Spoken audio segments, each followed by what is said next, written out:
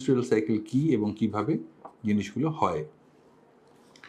আজকাল অনেক পেশেন্টরা আমার কাছে এসে বলে যে ডাক্তারবাবু আমার পিরিয়ডস একদম ক্লিয়ার হচ্ছে না, আগের কয়েক মাস ক্লিয়ার হলেও এই মাসে একদম ক্লিয়ার হয়নি, বা লাস্ট 2-3টে সাইকেল একদম ক্লিয়ার হয়নি।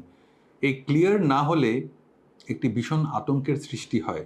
তো আজকে আমি এই নিয়েই কথা বলতে চাই যে নর্মাল মেনস্ট্রুয়াল সাইকেল কেমন করে হয় এবং কি এক্সপেক্ট করা উচিত। আমি ডক্টর অভিষেক ভদ্র, আমি মেডিকেল কলেজের অ্যাসিস্ট্যান্ট প্রফেসর এবং আমি প্র্যাকটিস করি সল্টলেক, নিউ টাউন, তেঘরিয়া, বাগুইহাটি অঞ্চলে। তো আসুন আজকে জেনে নিই যে নর্মাল মেনস্ট্রুয়াল সাইকেল কি এবং কিভাবে জিনিসগুলো হয়। তো প্রথমেই আপনাদেরকে বলা উচিত যে এটি কি বলা হয় ইউটেরাস বা জরায়ু, এবং জরায়ুর একদম নিচের অংশটিকে বলা হয় সার্ভিক্স, মানে যেখানে জরায়ু বা ইউটেরাস শেষ হলো সেই জায়গাটিকে বলা হয় সার্ভিক্স, এবং সার্ভিক্স থেকে যেটি নেমে আসছে সেটাকে বলা হয় ভেজাইনা। এই ইউটেরাসের মধ্যে এই ক্যাভিটিটাকে বলা হয় এন্ডোমেট্রিয়াল ক্যাভিটি বা ইউটেরাসের মধ্যে ইউটেরাইন ক্যাভিটি। ইউটেরাস থেকে একটি টিউব এরকম করে বাঁ দিকে বেরিয়ে আসে, আর একটি টিউব এরকম করে ডান দিকে বেরিয়ে আসে। ডান দিকে একটি ওভারি থাকে, বাঁ দিকে একটি ওভারি থাকে। এই হচ্ছে normal anatomy of the female reproductive tract. তো এইবার যদি আমরা এই ছবিটি দেখি তাহলে দেখা যাবে যে এই ওভারির থেকে প্রত্যেক মাসে একটি করে ওভাম রিলিজ হচ্ছে, ওভাম মানে ডিম্বাণু, এবং তার পরের মাসে এই ওভারির থেকে একটি করে ডিম্বাণু রিলিজ হচ্ছে। তাহলে এক মাসে এই ওভারির থেকে, পরের মাসে এই ওভারির থেকে, এরকমভাবে প্রত্যেক বছর মানে এক বছরে 12টি মাসের মধ্যে 6 মাস এই ওভারির থেকে, 6 মাস এই ওভারির থেকে ওভাম রিলিজড হয়। এটা বুঝতে হবে যে যেই মাসে এইখানে ওভিউলেশন হলো বা ওভারির থেকে ডিম্বাণু বেরোলো, সেই মাসে পিরিয়ডসও কিন্তু ঠিক সময় মতো হবে। আমরা জানি একজন মেয়ের সাইকেল বা পিরিয়ডসের লেংথ 28 ডেজ মানে 28 দিনের। তাহলে মোটামুটি ভেবে নেওয়া যেতে পারে যে 14 দিনের মাথায় একটি ওভাম রিলিজড হবে এবং তার পরে 14 দিন বাদে পিরিয়ডসটি হয়ে যাবে। সুতরাং এটা বুঝতে অসুবিধে নেই যে যেই মাসে ওভিউলেশন ঠিক সময় হবে সেই মাসে পিরিয়ডসও ঠিক সময় হবে, যেই মাসে ওভিউলেশন ডিলে হবে সেই মাসে পিরিয়ডসও ডিলে হবে, যদি কোনো মাসে ওভিউলেশন না হয় সেই মাসে কিন্তু পিরিয়ডসও হবে না। এইবার দেখা গেছে যে যেই মহিলাদের ওভিউলেশন ঠিক সময় মতো হয় সেই মহিলাদের পিরিয়ডসও ঠিক সময় মতো হয়, এবং সেই পিরিয়ডসে কিন্তু প্রথম একদিন বা দুদিন কোমরে পেটে ব্যথা এবং যন্ত্রণা অনুভব হয়। তাহলে উল্টোভাবে ভাবতে গেলে যেই মহিলাদের পিরিয়ডসে প্রথম 1 বা 2 দিনে পেটে ব্যথা হচ্ছে, তার মানে রেট্রোস্পেক্টিভলি সেই মহিলাদের কিন্তু ওভারির থেকে ঠিক সময়ে ওভিউলেশন রিলিজড বা ওভারির থেকে ওভিউলেশন হয়েছে। তো এখানে বলতে হবে যে ব্যথা কিন্তু খারাপ জিনিস নয়, কারণ যেই মেয়েদের ব্যথা হচ্ছে সেই মেয়ের ওভিউলেশনও হচ্ছে।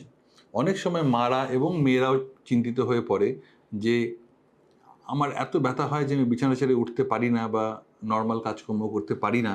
কিন্তু আজকে এই কথাটি শোনার পর নিশ্চয়ই আপনাদের মনে এই জিনিসটি ঢুকবে যে ব্যথা হওয়া মানে পেটের মধ্যে যে ওভিউলেশন সাইকেল বা চক্রটি চলছে সেটা নর্মালি চলছে।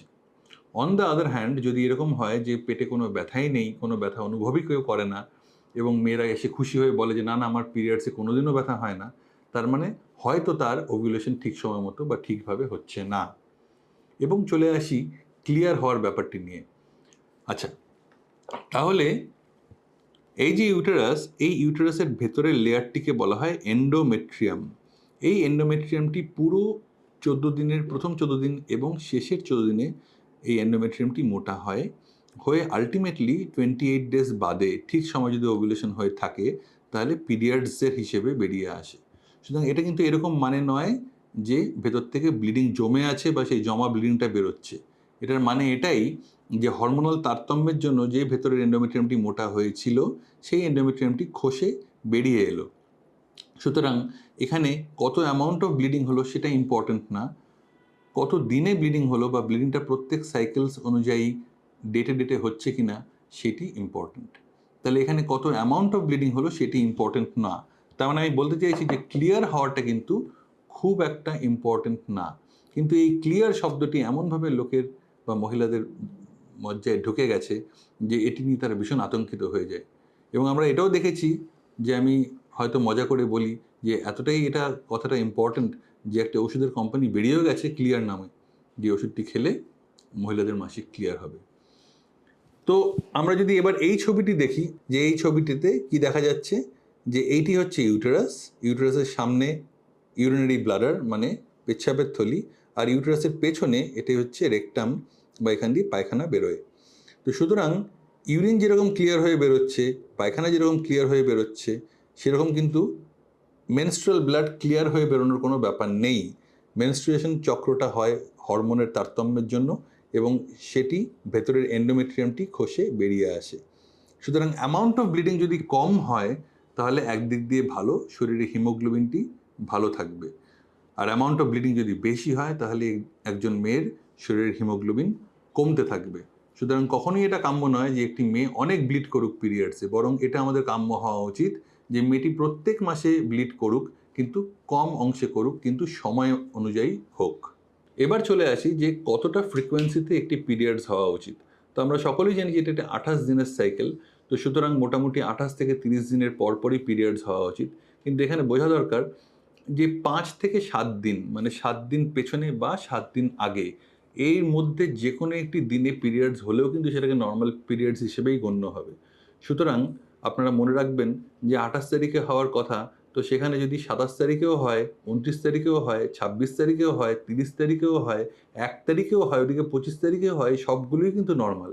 সুতরাং 5-7 দিন আগে এবং 5-7 দিন পরেও যদি পিরিয়ডস হয় প্রত্যেকটা সাইকেলে, সেই মানে normal periods. On the other hand delayed periods মানে কি বোঝানো যায়, যে 7 দিন বা 10 দিনের পেরিয়ে গেছে তারপরেও পিরিয়ডস হচ্ছে না, সেটি ডিলেড পিরিয়ডস। এবার আপনারা হিসাব করে দেখুন যে একটি বছরে 12খানা পিরিয়ডস হওয়ার কথা, কারণ 12 মাস। তো আমরা দেখি যে একটি মেয়ের 9খানা পিরিয়ডস ঠিক হচ্ছে কিনা, ঠিক টাইমে হচ্ছে কিনা। যদি 9 বা তার বেশি, 10, 11 বা 12 পিরিয়ডস ঠিক মতো সময় হয়, তার মানে সেই মেয়েটির সাইকেলস একদম রেগুলার। যদি আমরা দেখি যে 9টির কমে সাইকেলস হচ্ছে, মানে 12 মাসে 8টা পিরিয়ডস হচ্ছে বা 7টা পিরিয়ডস হচ্ছে বা 5টা পিরিয়ডস হচ্ছে, তার মানে কিন্তু সেই মেয়েটির হরমোনাল রিলেটেড বা মেনস্ট্রুয়াল রিলেটেড প্রবলেমস আছে এবং সেগুলোকে চিকিৎসা করা উচিত। এখানে বলা উচিত যে একটি মেয়ের যখন রিপ্রোডাক্টিভ সাইকেল শুরু হয় সেটিকে বলা হয় মেনার্ক, আর যখন রিপ্রোডাক্টিভ পিরিয়ডস শেষ হয় সেটাকে বলা হয় মেনোপজ। সেই বয়সগুলি কত? তো মেনার্কের সবথেকে কমন বয়স আমাদের দেশে হচ্ছে মোটামুটি 10 থেকে 12, এর মধ্যে পিরিয়ড স্টার্ট হয়ে যায়। কিন্তু এটাও জানা উচিত যে 14 থেকে 16 বছর অবধি অপেক্ষা করা উচিত এই সিনক্রোনাইজেশনটা বা এই যে সাময়িকভাবে হচ্ছে, সময় সময় করে হচ্ছে, এই জিনিসগুলো হচ্ছে কি না এটা ঠিকভাবে বোঝার সময়টা হচ্ছে আপ টু 14 to 16 ইয়ার্স। তার আগে কখনোই এটা বলা উচিত না যে আমার পিরিয়ডস গন্ডগোল হয়ে গেছে। তো প্রথম পিরিয়ডস গন্ডগোলই হবে, আস্তে আস্তে সেটা সাইকেলগুলো রেগুলারাইজড হবে কতদিনে, 14 থেকে 16 বছরের মধ্যে। তারপর থেকে রেগুলার সাইকেলস একটি মেয়ের লাইফে হবে, হয়ে আবার উল্টোপাল্টা হতে হতে হতে হতে মেনোপজে গিয়ে সেটি শেষ হবে। তো মেনোপজের বয়স সারা পৃথিবীতে হচ্ছে অ্যাভারেজ 50, আমাদের দেশে সেটি ভ্যারি করে বিটুইন 45 to 50। তো এর মধ্যে একটি মেয়ের, আমাদের এখানে মহিলার মেনোপজ সেট ইন করে এবং 50-এর পর সেই মেয়েটি, ইউজুয়ালি সেই মহিলাটি পোস্ট মেনোপজাল হয়ে যায়। এটা হচ্ছে রুল, এর এক্সেপশনও আছে, কিন্তু বেসিক্যালি মেনার্ক আর মেনোপজ বুঝতে গেলে এই সময়সীমাগুলো বোঝা উচিত। তো আমরা যদি এটাকে সামারাইজ করি, আজ আমরা কি বুঝলাম, যে একজন মহিলার পিরিয়ডস বা সাইকেলস বা মেনস্ট্রুয়েশন এভরি 28 ডেজ মধ্যে হওয়া উচিত, কিন্তু 5 থেকে 7 দিন তাকে গ্রেস পিরিয়ডও দেওয়া যেতে পারে, পেছনেও অথবা এগিয়ে আসা। তো 5-7 দিনের মধ্যে পিরিয়ডস হওয়া মানেই ঠিক।